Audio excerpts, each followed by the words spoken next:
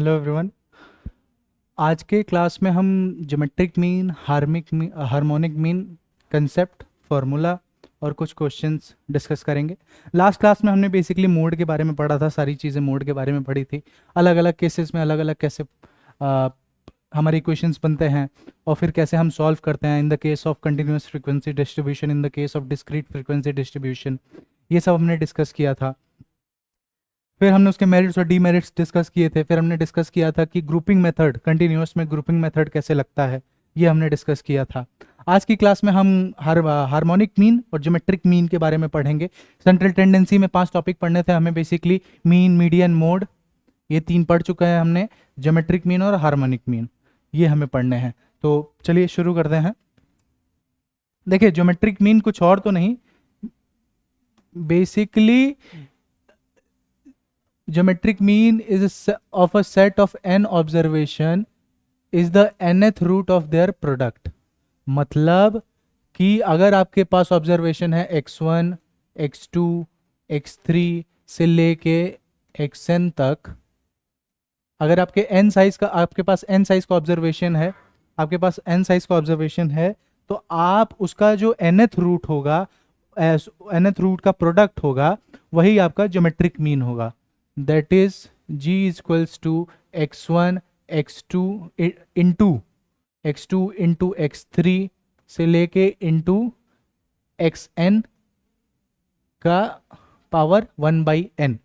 ठीक है, मतलब set of N observation is the nth root of their product. nth root of their product, सारे observations के product का इनटू nth रूट का पावर 1/n। अब बेसिकली जो ये तो पावर में है, जो हमने ज्योमेट्रिक मीन पढ़ा वो पावर में है। ठीक है, इसको और सिंप्लीफाई करने के लिए, बेसिकली हम इसका लॉग ले लेते हैं।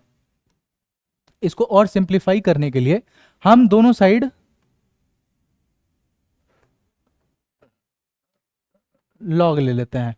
ठीक है, तो दोनों साइड लॉग लेने से क्या होगा, दोनों साइड अब जैसे ऐसे लिख देते हैं, लॉग x1 इंटू x2 से लेके इंटू xn का पावर 1/n। ठीक है, अब लॉग की प्रॉपर्टी या ये सब अगर आपने पढ़ी होगी तो उसमें बेसिकली क्या होता है, लॉग जी का जी वैसे ही रहेगा।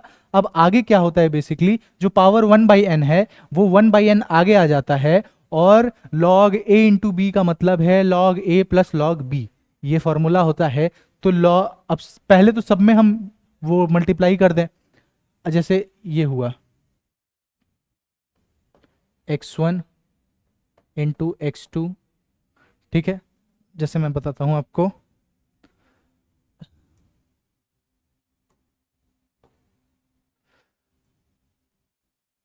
Geometric mean. ठीक है,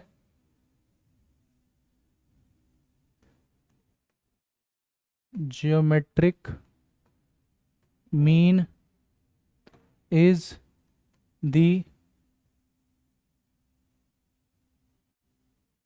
geometric mean of a set of n observe, sorry हाँ, of set of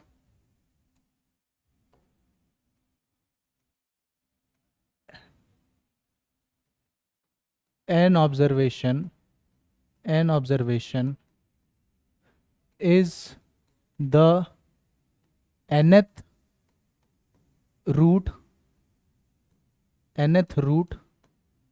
is the nth root of their product basically आपके पास n साइज के ऑब्जर्वेशंस हैं, x1 x2 से लेके xn, ये n साइज का ऑब्जर्वेशन है। आप इसका साइज क्या है, n साइज। ठीक है, n साइज का ऑब्जर्वेशन है आपके पास। अब n साइज का ऑब्जर्वेशन है तो इसका बेसिकली कहने का मतलब होता है geometric mean of a set of n observation is the nth root of their product. तो जब इनका आप प्रोडक्ट करेंगे x1 into x2 into x3 से लेके xn, फिर उसका जो रूट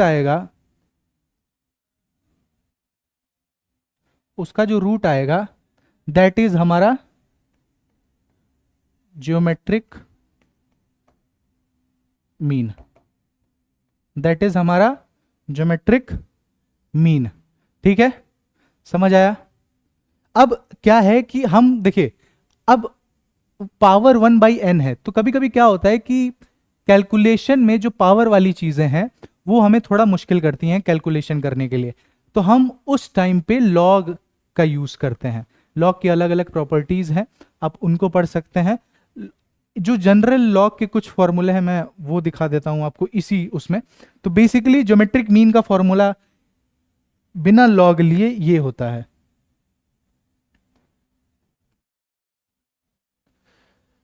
ज्योमेट्रिक मीन का फॉर्मूला बिना लॉग लिए ये होता है। ठीक है, अब इसी से हम लॉग वाली वैल्यू निकालते हैं।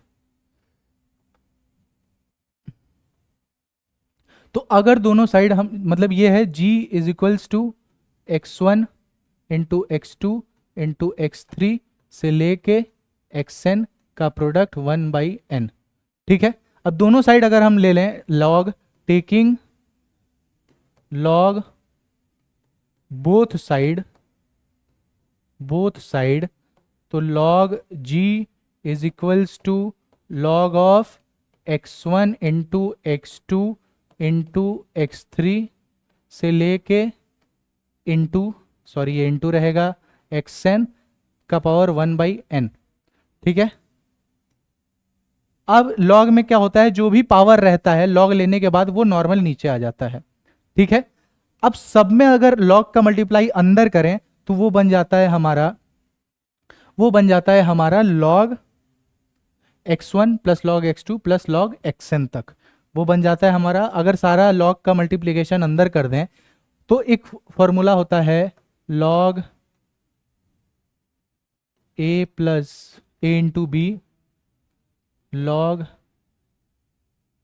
a into B equals to log a plus log b।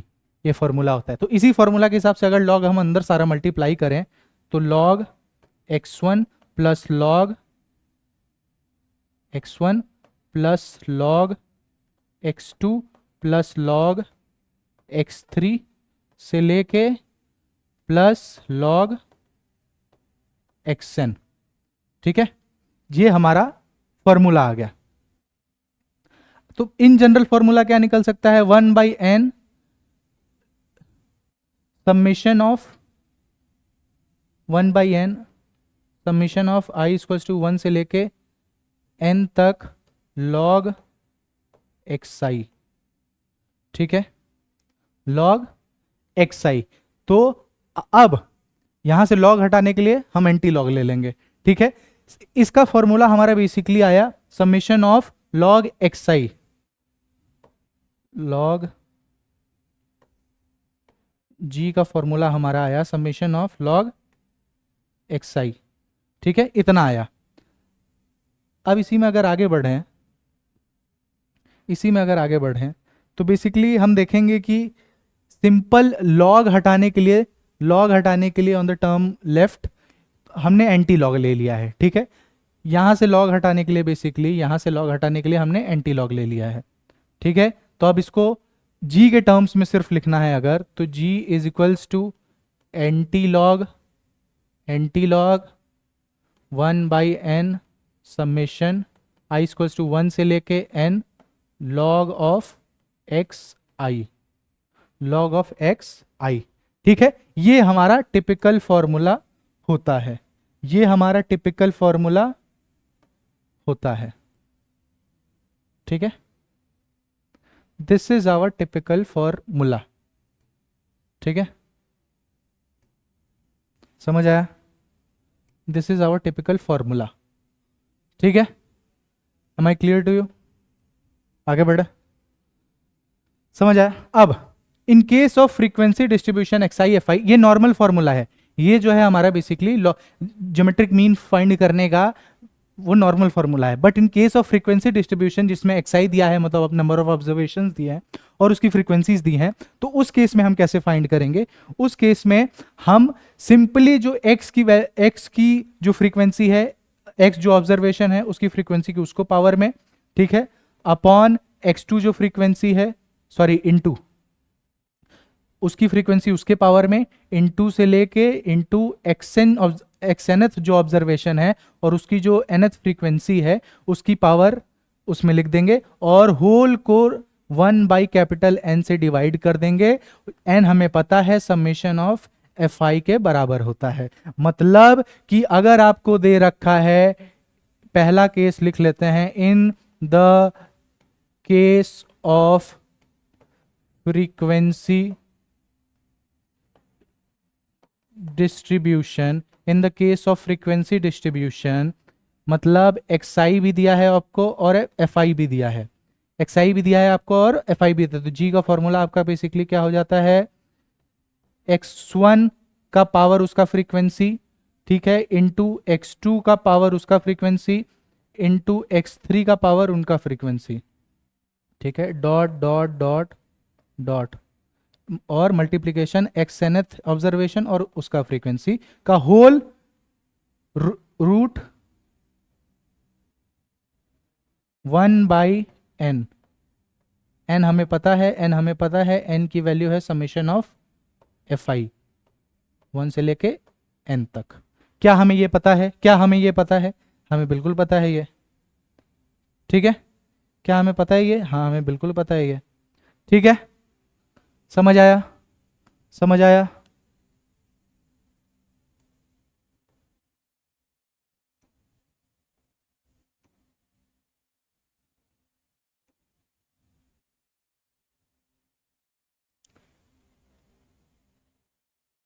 समझ आया,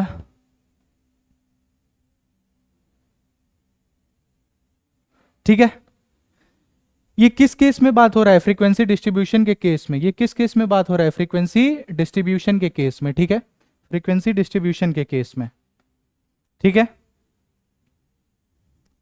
ऐसे ही दोनों साइड हम लॉग ले लेंगे, दोनों साइड लॉग ले लेंगे तो हमारा फॉर्मूला ये निकल के आएगा, हमारा फॉर्मूला बेसिकली ये निकल के आएगा, ठीक है।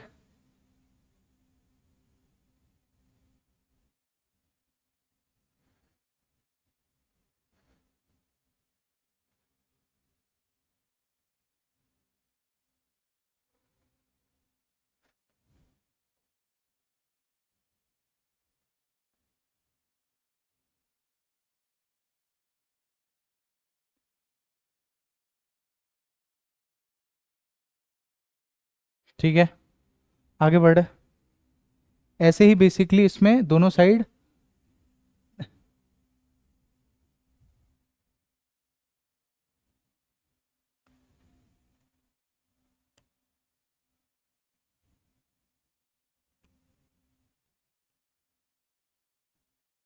ठीक है, आगे बढ़े। ऐसे ही दोनों साइड लॉग लेंगे जैसे पहले किया था, टेकिंग लॉग बोथ साइड्स, तो ये हो जाएगा log g is equals to log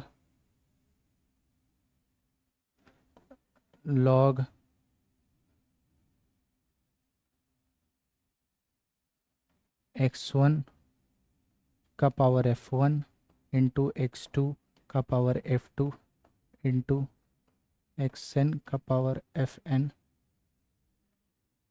1/n, ठीक है।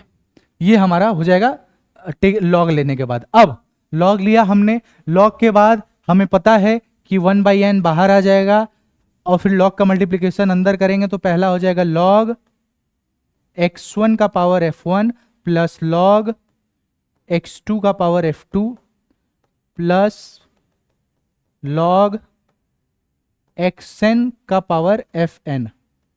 क्या हमें ये मिलेगा, क्या हमें ये मिलेगा, जी हाँ बिल्कुल मिलेगा, जी हाँ बिल्कुल मिलेगा, ठीक है। तो क्या हम इसको ये लिख सकते हैं, क्या हम इसको ये लिख सकते हैं कि 1/n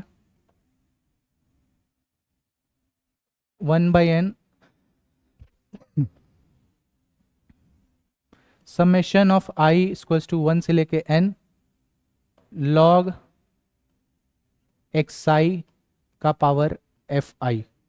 क्या हम इसको ये लिख सकते हैं, ठीक है। और यहाँ है log g, यहाँ है log g। अब यहाँ से log हटाना है तो हमें एंटी लॉग लेना होगा, तो g equals to anti log G equals to anti log 1/n summation I equals to 1 से लेके n log x I F आई।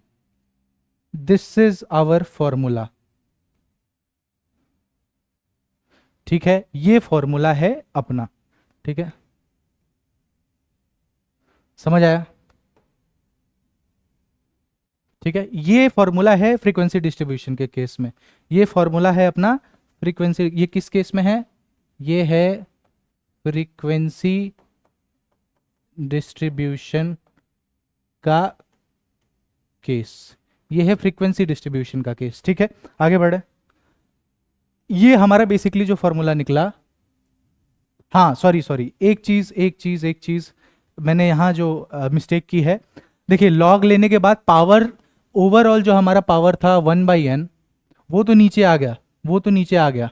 लेकिन मैंने ये लगाना भूल गया कि यहाँ के जो इंडिविजुअल पावर्स हैं F1 F2 से लेकर Fn तक, वो भी नीचे आएंगे।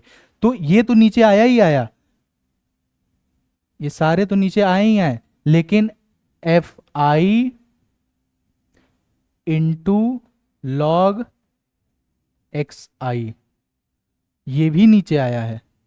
ठीक है, तो हमारे फॉर्मूले में अब यहां पे ये पावर में नहीं रहेगा, यहां पे ये पावर में नहीं रहेगा। ठीक है, यहां एफ आई लॉग एक्स आई। ठीक है, अब ये फॉर्मूला है, समझ आया? और ये इनटू में है एफ आई। ठीक है, इनटू में है एफ आई। ठीक है, समझ आया? ये था बेसिकली हमारा फॉर्मूला फॉर फ्रीक्वेंसी डिस्ट्रीब्यूशन। जब ऑब्जर्वेशंस दिए हों और उसकी रिस्पेक्टिव फ्रीक्वेंसीज दी हों, तो हमें अगर कैलकुलेट करना है, क्या, हमें अगर कैलकुलेट करना है ज्योमेट्रिक मीन, तो ये फॉर्मूला यूज करेंगे। ठीक है, मेरिट्स एंड डीमेरिट्स इसके फट से पढ़ लेते हैं हम लोग।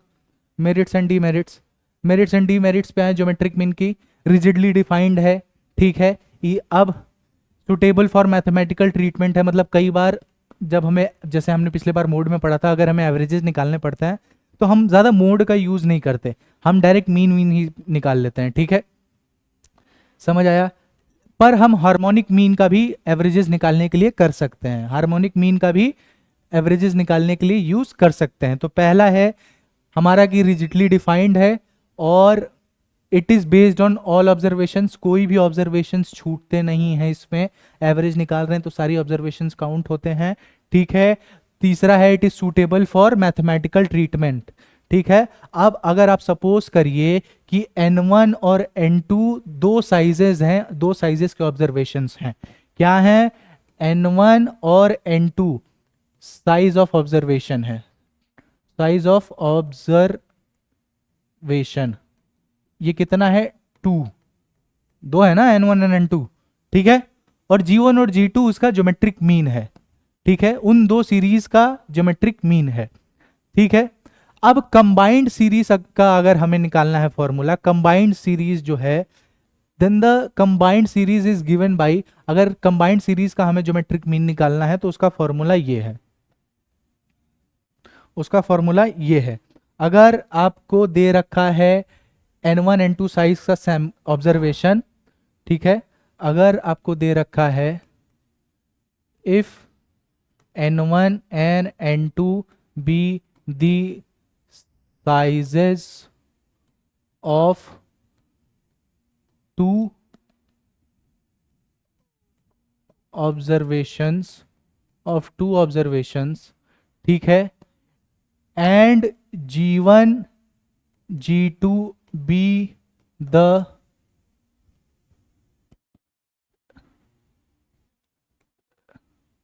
N1 and N2 and G1 and G2 be the respective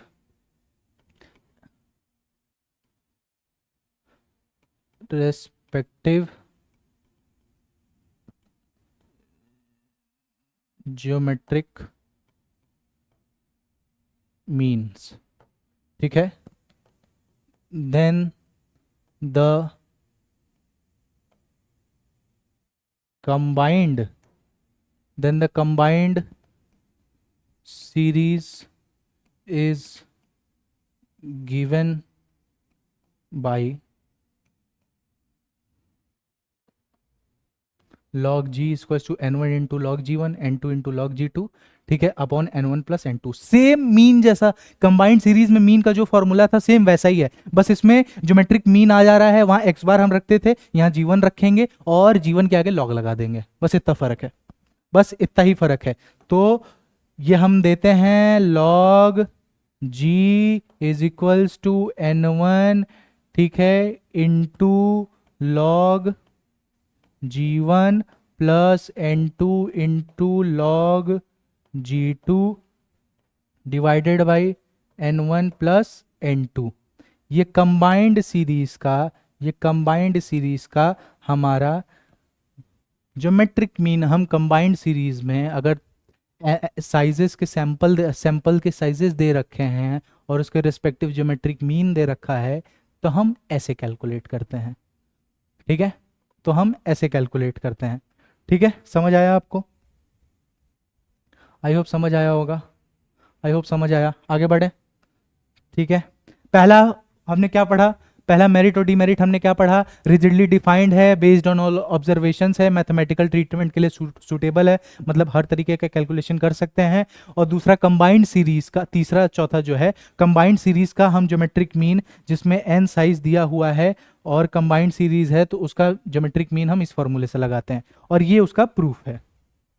मतलब हमने फिर जैसे ही पढ़ा था, एक हमने g1 डिफाइन कर दिया x1 से लेके x1 n1 तक, उसका power 1/n1, x11 into x12 से लेके x1 n1 तक, ठीक है, और उसका पावर 1/n1, ठीक है। फिर उसका लॉग ले लिया, लॉग के बाद 1/n1 जो है आपका वो नीचे आ गया, और summation of log 1xi, summation of log x1i हुआ।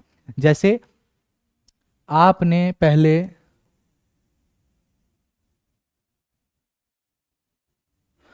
पहले g1 डिफाइन किया, दैट इज x1 1, ठीक है, x12 से लेके x1 n1 तक, इसका पावर 1/n1, ठीक है, ये है, इसका पावर 1/n1 है, ठीक है,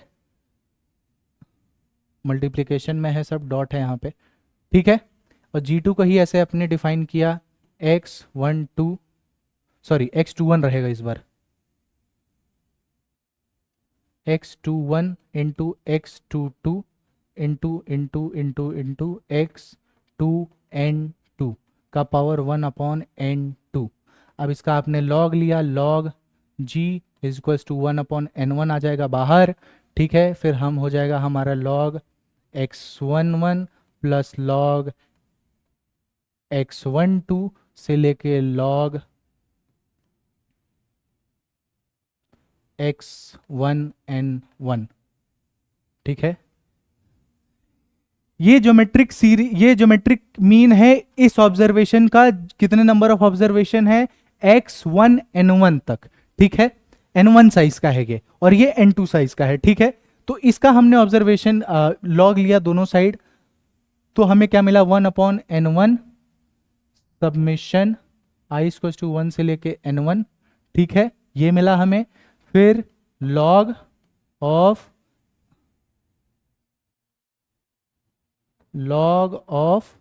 x1i, यहां पे जो फर्स्ट प्लेस है वो फिक्स्ड है, n1 साइज का है इसलिए फिक्स्ड है। दूसरी जो है वो चेंज हो रही है, x1 जो है वो चेंज हो रहा है, 2 जो है वो चेंज हो रहा है, और लास्ट में n1 है वो चेंज हो रहा है, ठीक है। और ये हमें मिला लॉग g1।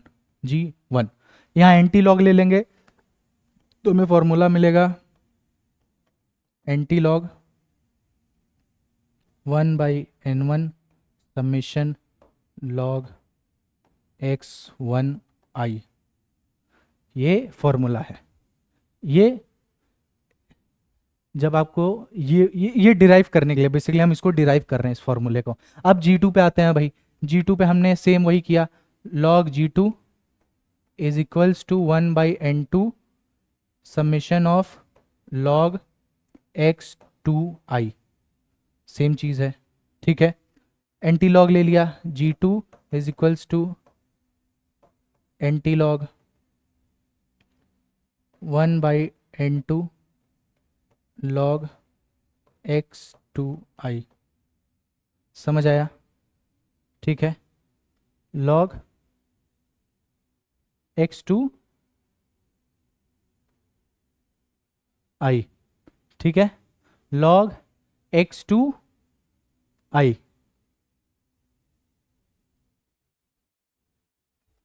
ठीक है।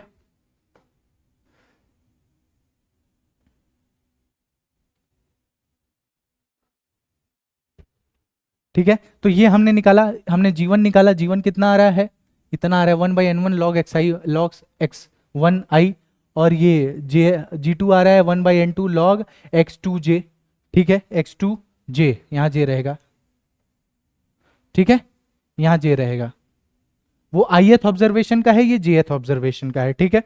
आगे बढ़े, अब हमको बेसिकली क्या करना है, इन दोनों को कंबाइंड सीरीज में लाना है। कंबाइंड सीरीज का क्या होगा, कंबाइंड सीरीज का होगा g इक्वल टू x11 से लेके, ठीक है, लेके x1n1 तक, फिर इंटू x21 से लेके इंटू इंटू इंटू, मतलब दोनों जो निकाला है उसको सम कर देना है, x इंटू x2n2 तक, समझ आया, 1/n1 प्लस n2, ठीक है, ये है। अब इसका फिर लॉग ले लेंगे, लॉग g लिया तो 1/n1 प्लस n2 निकला, ठीक है, और इसमें निकला बेसिकली हमारा summation log x1i plus summation log x2j, ये निकला हमारा, ठीक है, ये निकला हमारा। इसको हम क्या लिख सकते हैं, बेसिकली इसको हम लिख सकते हैं 1/n1 plus n2 n1 log g1 plus n2 log g2, ठीक है, ये लिख सकते हैं, समझ आया। तो हमें ये मिलेगा फॉर्मूला, हेंस प्रूव्ड, मतलब अलग अलग निकाला, फिर दोनों को एक साथ एक ही में मल्टीप्लाई कर दिया, ठीक है, फिर उसका लॉग ले लिया तो ये निकल के आया, ठीक है, समझ आया, समझ आया, समझ आया। पहला रिजिड डिमेरिट सॉरी मेरिट हमने क्या पढ़ा, rigidly defined, easy to calculate, can be use for mathematical treatment, और it is based on all observations, ठीक है। और कंबाइंड सीरीज का हमने फॉर्मूला पढ़ा, कंबाइंड सीरीज का हमने बेसिकली फॉर्मूला पढ़ा, कंबाइंड सीरीज का फॉर्मूला ये है, n1 log g1 plus n2 log g2 upon n1 plus n2। अब चौथा इसका बेसिकली क्या कहता है फीचर, चौथा मेरिट है, it is not affected by the fluctuation of sampling, sampling में थोड़ा सा भी इधर उधर फ्लक्चुएशन हो रहा है उससे हार्मोनिक मीन पे कोई फर्क नहीं पड़ेगा, जो रिजल्ट आ रहा था उसी के अप्रॉक्स आएगा, ठीक है। It gives comparatively more weight to small items, अब सेट ऑफ ऑब्जर्वेशन है, कुछ छोटे वैल्यूज हो सकते हैं, कुछ बड़े वैल्यूज हो सकते हैं, कुछ छोटे वैल्यूज हो सकते हैं, कुछ बड़े वैल्यूज हो सकते हैं। तो हार्मोनिक बेसिकली ज्योमेट्रिक मीन क्या करता है, हर एक आइटम को सेम, लगभग लगभग, सॉरी सेम नहीं, जो हमारे स्मॉल आइटम्स हैं, जो छोटे वैल्यूज हैं, उनको ज्यादा वेटेज देता है। जो हमारे छोटे ऑब्जर्वेशंस हैं वैल्यू वाले, मान लो 1 2 3 4 5 6 7 8 9, तो 1 2 3 कंपैरिजन में छोटे हैं बाकी नंबर से, तो इनको ज्यादा वेटेज हो देगा, इसका ये फायदा है, समझ आया, ठीक है। आगे बढ़े, अब इसके डीमेरिट्स पे बात करें, हम इसके डीमेरिट्स पे बात करें। अब इसका डीमेरिट है basically, because of its abstract mathematical character geometric mean is not easy to understand and to calculate for a non mathematics person. Log का यूज हो रहा है, आपको लॉग आना चाहिए तो फिर उसी से कैलकुलेशन होगा, नहीं तो अगर किसी का बैकग्राउंड जो नॉन मैथमेटिक्स का है, जिसने 12th है 11th में मैथ्स नहीं ली है और लॉग वॉग नहीं पढ़ा है, तो उसके लिए ये फॉर्मूला यूज करके एवरेजेस निकालना वो बड़ा एक मुश्किल पार्ट हो सकता है, ठीक है। सो इसीलिए ये थोड़ा कॉम्प्लिकेटेड है और थोड़ा डिफिकल्ट है नॉन मैथमेटिक्स पर्सन के लिए। किसके लिए डिफिकल्ट है, नॉन मैथमेटिक्स पर्सन के लिए, ठीक है। If any of the observation is zero, geometric mean become zero, and if any of the observation is negative, मतलब कोई भी ऑब्जर्वेशन जीरो है तो नेगेटिव, अरे सॉरी, तो ज्योमेट्रिक मीन भी जीरो हो जाएगा। अगर कोई भी ऑब्जर्वेशन नेगेटिव है तो ज्योमेट्रिक मीन इमेजिनरी नंबर बन जाता है। ठीक है, इमेजिनरी नंबर बन जाता है। अगर आपके ऑब्जर्वेशन में कोई वैल्यू है -3, ठीक है, अगर आपके ऑब्जर्वेशन में कोई वैल्यू है -3, तो ये अपने आप एक इमेजिनरी नंबर बन जाएगा। अगर आपके सेट में एक वैल्यू है 0, मान लीजिए कहीं एवरेज इनकम निकालने गए और आपको उस घर के एवरेज इनकम ही नहीं पता चला, तो आपने पता नहीं क्यों 0 डाल दिया उस ऑब्जर्वेशन में, तो overall the geometric means become 0, क्योंकि आपके ऑब्जर्वेशन में वो वैल्यू है। ठीक है, हाँ, आके आपके ऑब्जर्वेशन में अगर नेगेटिव वैल्यू है तो आपकी फिर जो ज्योमेट्रिक मीन है वो आपकी फिर इमेजिनरी नंबर बन जाती है, आई। ठीक है, ठीक है,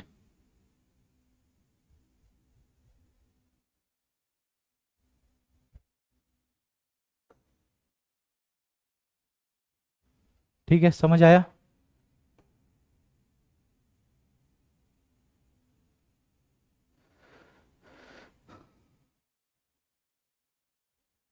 समझ आया? ठीक है, आगे बढ़े।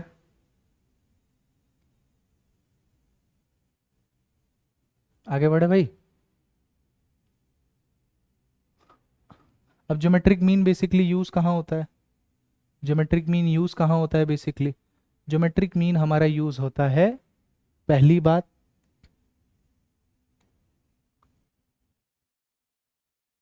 ज्योमेट्रिक मीन हमारा यूज होता है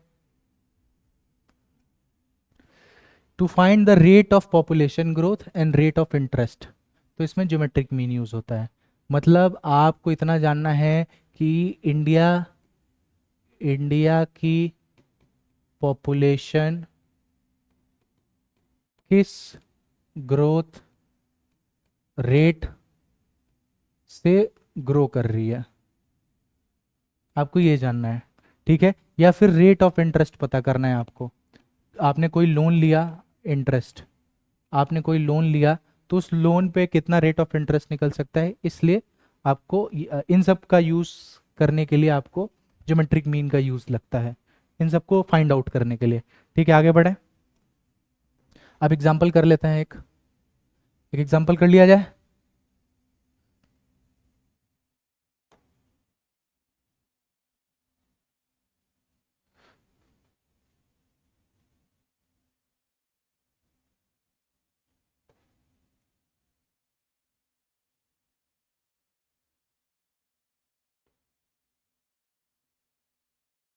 चलिए भाई एग्जाम्पल करते हैं। एग्जाम्पल करें, दिख रहा है? एग्जाम्पल करें। show that in finding the arithmetic mean of a set, so that in finding the arithmetic mean of a set of readings on thermometer, it does not matter whether we measure temperature in centigrade or Fahrenheit, but that in finding the geometric mean it does matter which scale we use।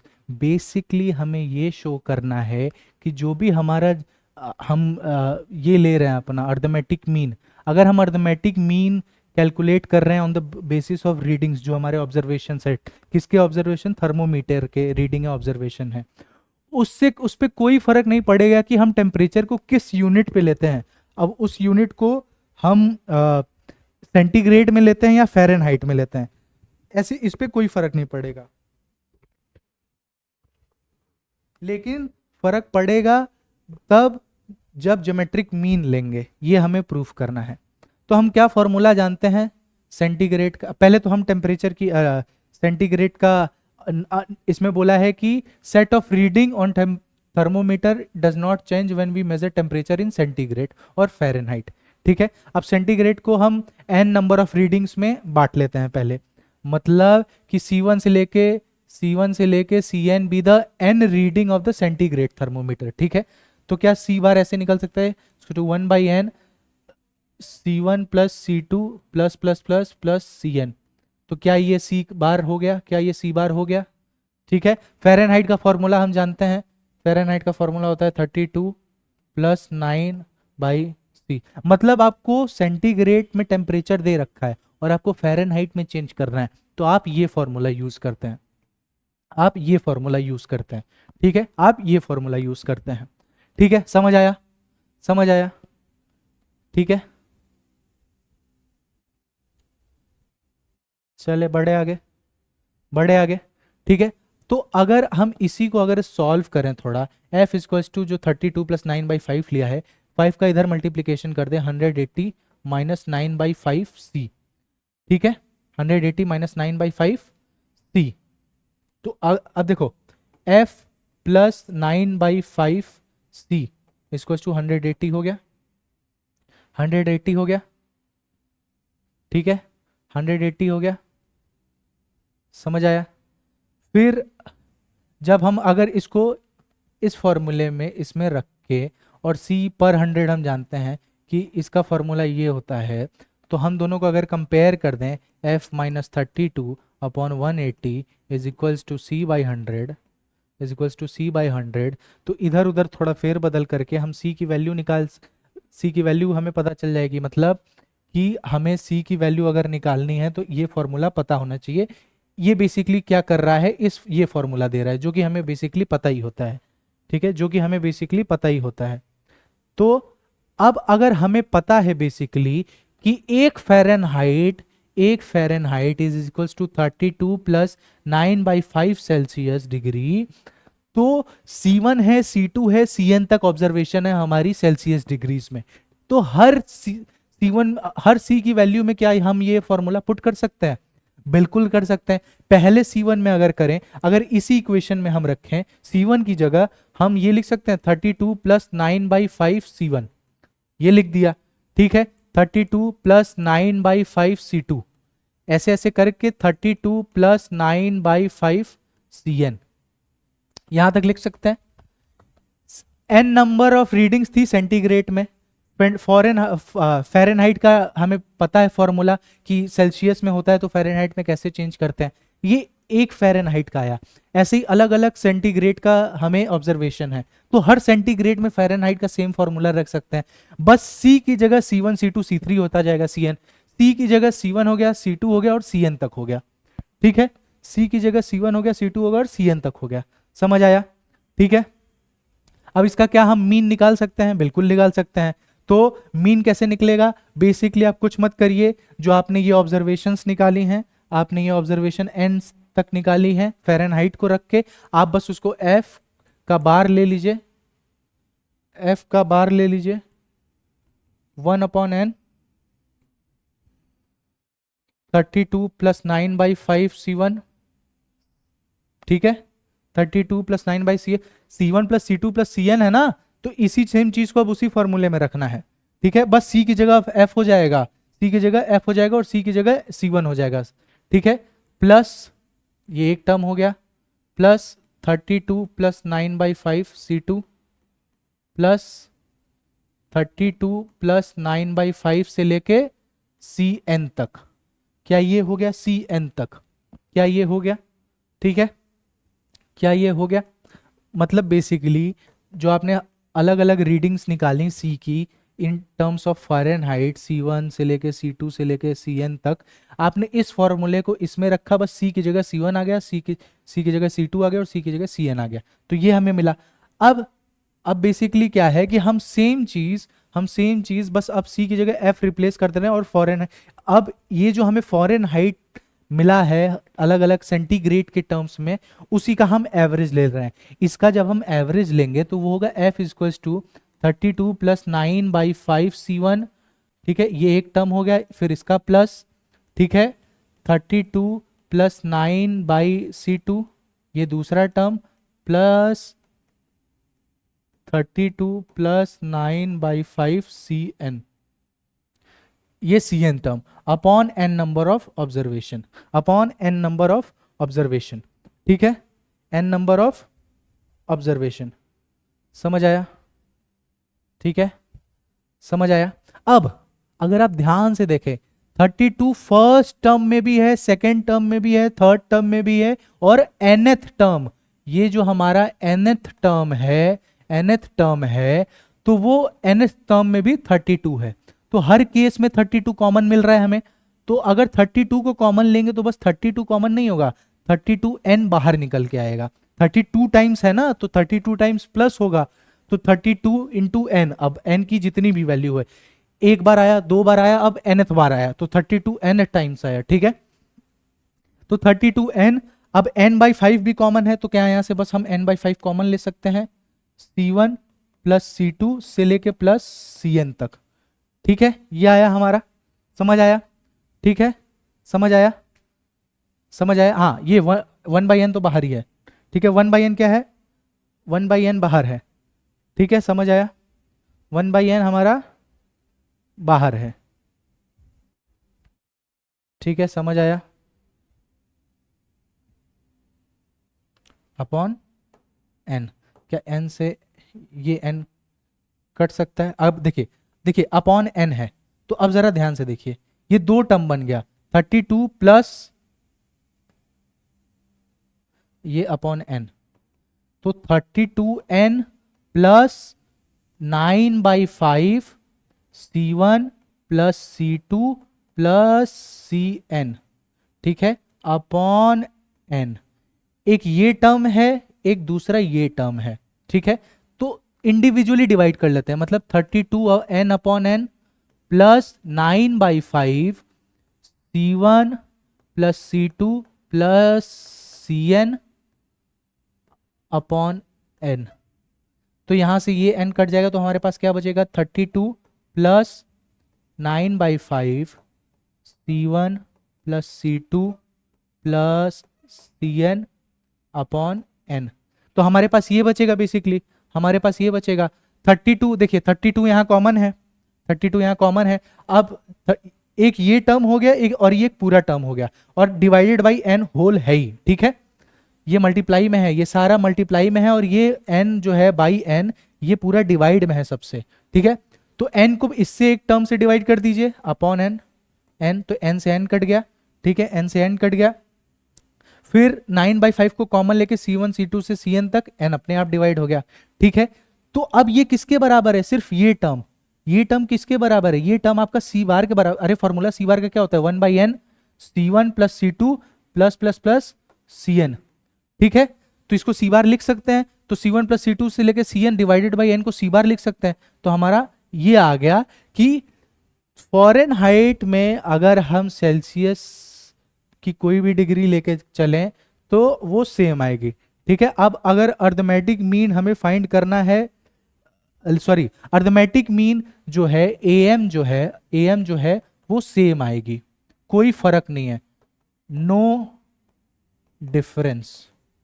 अगर arithmetic mean हम find करेंगे in terms of Fahrenheit तो कोई फर्क नहीं पड़ेगा, जिस भी डिग्री से हम टेम्परेचर को मेजर कर रहे हैं, चाहे वो फ़ारेनहाइट से करें चाहे वो सेंटीग्रेड से करें, कोई भी फर्क नहीं पड़ेगा अगर हम अर्थमेटिक मीन निकालते हैं तो।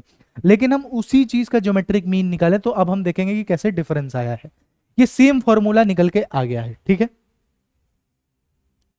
अब अगर ज्योमेट्रिक मीन पे हम आ जाएं,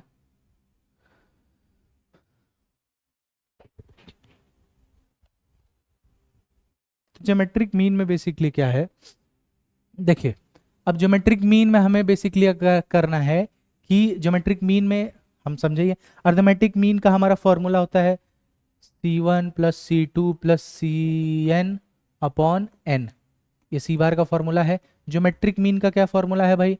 ज्योमेट्रिक मीन का क्या फॉर्मूला है? ज्योमेट्रिक मीन का है C1 into C2 into into into Cn तक का पावर 1/n, ये ज्योमेट्रिक मीन का फॉर्मूला है। समझ आया? फिर लॉग लेते हैं तो 1/n नीचे आ जाता है ऐसे। ठीक है, अब हम C1 का तो फ़ारेनहाइट में फॉर्मूला जानते ही हैं, फ़ारेनहाइट में फॉर्मूला जानते ही हैं, फ़ारेनहाइट में फॉर्मूला हम जानते ही हैं 32 प्लस 9/5 C। अब इसको हमको C1 C2 के टर्म में लिखना है, तो बेसिकली बस इस फॉर्मूले को हम C1 की जगह रख देंगे, तो हमारे G1 क्या निकल के आएगा? हमारा G1 निकल के आएगा, देखिए हमारा G1 निकल के आएगा 32 plus 9/5 C1 into 32 plus 9/5 C2 का पावर 1/, ठीक है, सॉरी सबका 32 प्लस 9/5 C3 1/n। समझ आया? समझ आया? समझ आया? ठीक है। ये फॉर्मूला जीवन से ये इस फॉर्मूले को इसमें रखा तो जीवन निकल के आ गया। ठीक है, जीवन निकल के आ गया। अब इसमें से क्या कॉमन मिल रहा है हमें? 32। 32 सब में कॉमन है, 32 ये कॉमन ले लिया। ठीक है, फिर क्या कॉमन है हमारा? Plus 9/5 C1 C2 C3 Cn का पावर 1/n, ये कॉमन है। तो ओवरऑल जो जी का फॉर्मूला निकला ये निकला, which is not equal to Fahrenheit equivalent to G. ठीक है, hence the geometric mean of the n reading on a thermometer scale centigrade और Fahrenheit is important. Arithmetic mean से कोई फर्क नहीं पड़ेगा, पर ज्योमेट्रिक मीन अगर आप अलग अलग स्केल लेके करते हो जैसे सेंटीग्रेड या फ़ारेनहाइट, तो ज्योमेट्रिक मीन पे फर्क पड़ता है। अर्थमेटिक मीन आप फ़ारेनहाइट लो या सेंटीग्रेड लो, उससे कोई फर्क नहीं पड़ता, सेम रिजल्ट आएंगे। लेकिन ज्योमेट्रिक मीन अगर आप कंपेयर करोगे तो ज्योमेट्रिक, आप मान लीजिए अलग अलग टेम्परेचर आपने ली, कुछ को फ़ारेनहाइट में ली या सॉरी, और सारे को सेल्सियस में ली। ठीक है, सारे को सेल्सियस में ली। ठीक है, तो उसको सेल्सियस में ली, फ़ारेनहाइट में चेंज किया, तो उससे जो एवरेज निकलेगा, और वो जो एवरेज निकलेगा वो ज्योमेट्री मीन से हम निकालने का ट्राई कर रहे हैं, तो उससे जो एवरेज निकलेगा वो एवरेज बेसिकली हमारा जो होगा वो डिफरेंट आएगा। लेकिन in the case of arithmetic mean, आपके पास सेल्सियस में ऑब्जर्वेशन है, उसको फ़ारेनहाइट में चेंज किया, फिर अर्थमेटिक मीन निकाला उसका, तो अर्थमेटिक मीन सेम आएगा, लेकिन ज्योमेट्री मीन में डिफरेंस आएगा। समझ आया? ठीक है, समझ आया?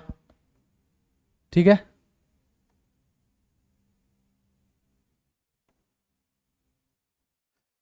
ठीक है। कोई दिक्कत परेशानी?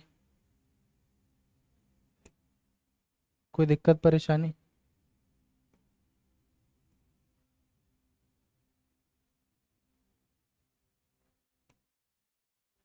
ठीक है, कोई दिक्कत परेशानी?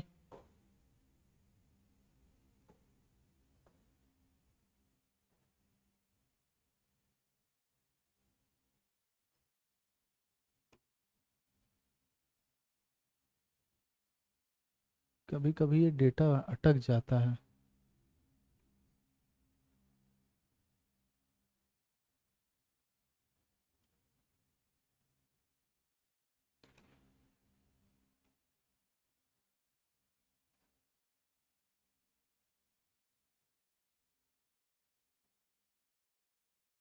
ठीक है, समझ आया आपको?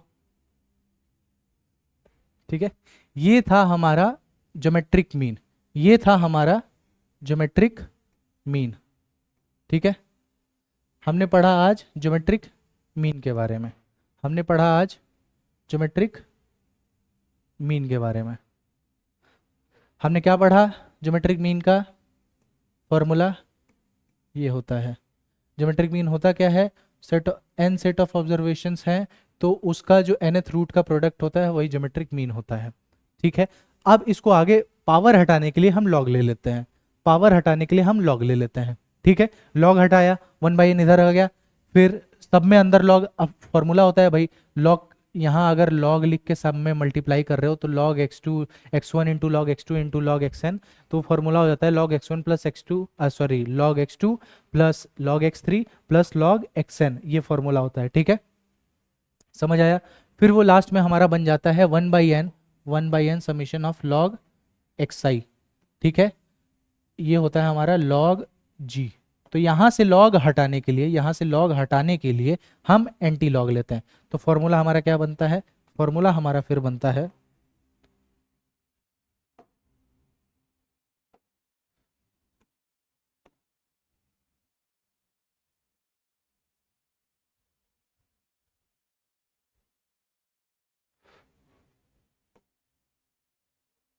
फॉर्मूला हमारा क्या बनता है?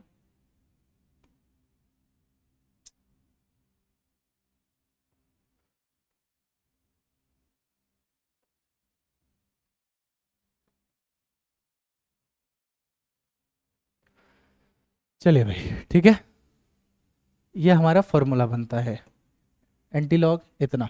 अब in case of frequency distribution जब आपको एक्स दिया है, एक्स आई दिया है और एफ आई दिया है, तो आपका फॉर्मूला क्या हो जाता है? आपका फॉर्मूला हो जाता है ये। आपका फॉर्मूला क्या हो जाता है? आपका फॉर्मूला हो जाता है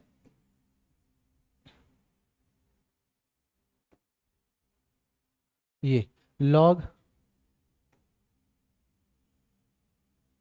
x1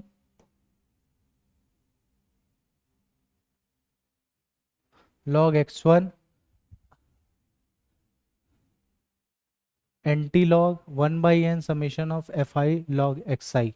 मतलब सिंपल, अगर आपको ऑब्जर्वेशन दिया है और उसकी ज्योमेट्रिक मीन निकालनी है, तो आप एंटी लॉग उसका लेके, ठीक है, एंटी लॉग लेके आप क्या करेंगे?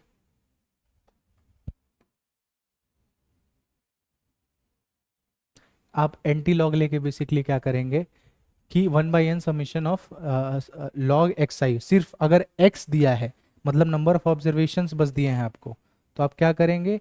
Anti log summation of x i करेंगे।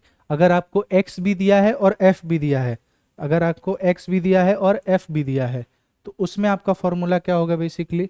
उसमें आपका फॉर्मूला क्या होगा? उसमें आपका फॉर्मूला होगा ये,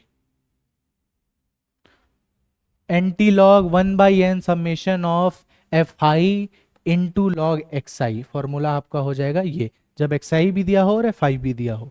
ठीक है, समझ आया? अब अगर आपके पास n1 n2 साइज के दो ऑब्जर्वेशन हैं, आपके पास n1 n2 साइज के दो ऑब्जर्वेशन हैं, ठीक है, उस केस में क्या होगा फॉर्मूला आपका? उस केस में क्या फॉर्मूला होगा? Log G is equals to n1 log g1 plus n2 log g2 upon n1 plus n2।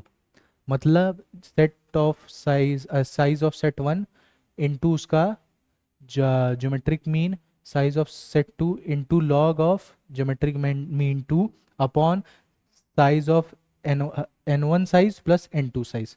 ठीक है, इससे आपका geometric mean for two observation of sizes n1 and n2 with arithmetic mean g1 and g2 जब रहेगा, तो वो ऐसे निकालेंगे।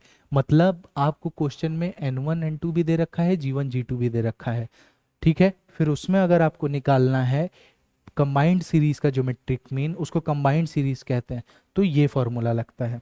समझ आया? इसका प्रूफिंग हमने कुछ इस तरीके से किया था, इसका प्रूफिंग हमने इस तरीके से किया था कि हमने g1 अर्थमेटिक मीन डिफाइन कर दिया, फिर हमने g2 अर्थमेटिक मीन डिफाइन कर दिया।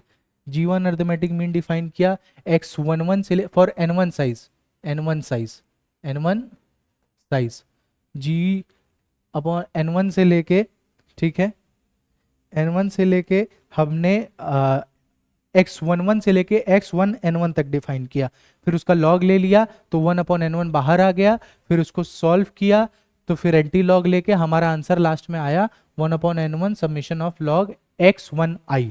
ठीक है, x1i, ठीक है, फिर लॉग g2 लिया, उसको 1 अपॉन n2 किया, समेशन लिया उसका, फिर हमारा एंटी लॉग लेके आंसर आया हमारा 1 upon n2 summation of log x2j, x2j।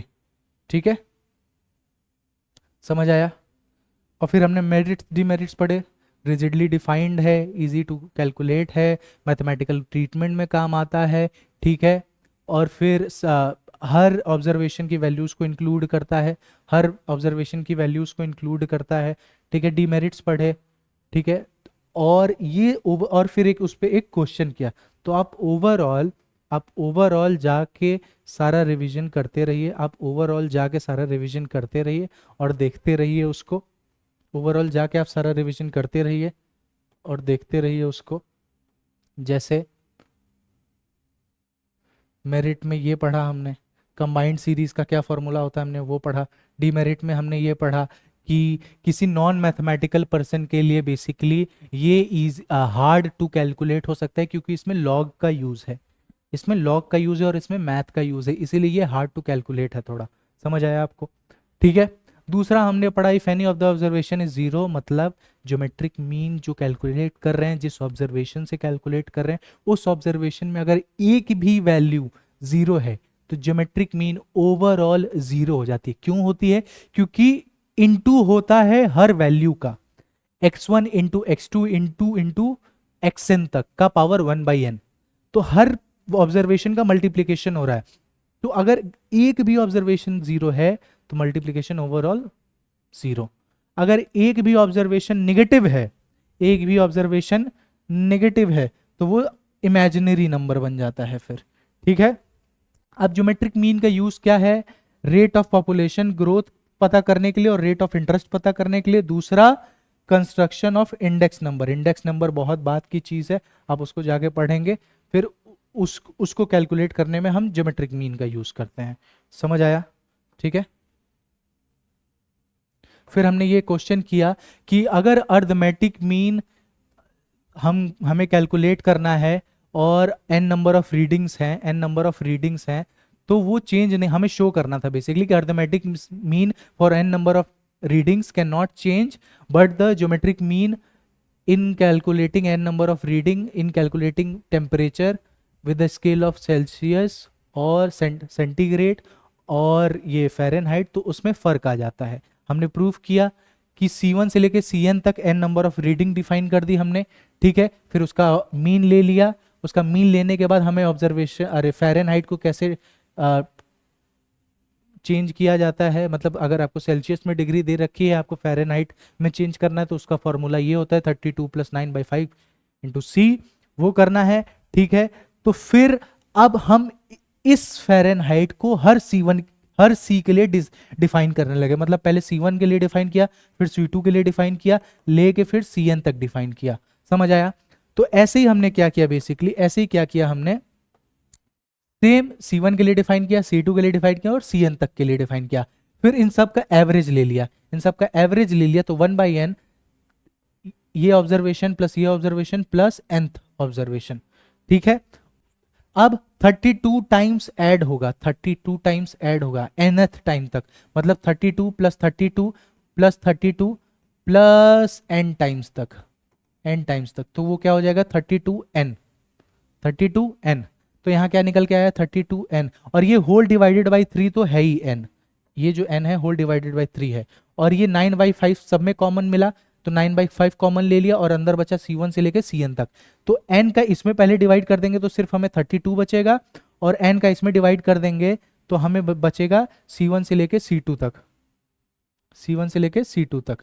ठीक है। ओवरऑल जो बनेगा फॉर्मूला वो सेम आएगा जो फ़ारेनहाइट की हमारा फॉर्मूला था उससे।